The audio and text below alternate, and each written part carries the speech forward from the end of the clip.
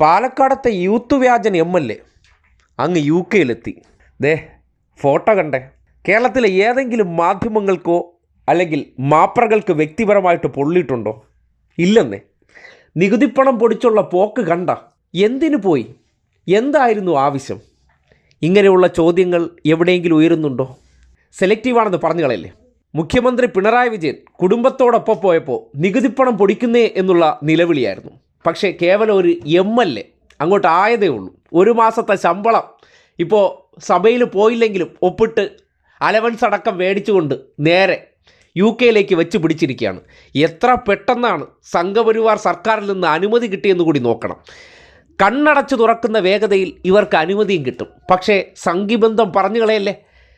പക്ഷേ ഒരു MLA സംബന്ധിക്കുന്നിടത്തോളം എന്തിനാണ് ഇത്ര തിടുക്കപ്പെട്ട് UK പോകേണ്ട കാര്യം? അതിനും മാത്രം വലിയ നേതാവൊന്നും അല്ലല്ലോ ഈ പറയുന്ന യൂത്ത് വ്യാജൻ.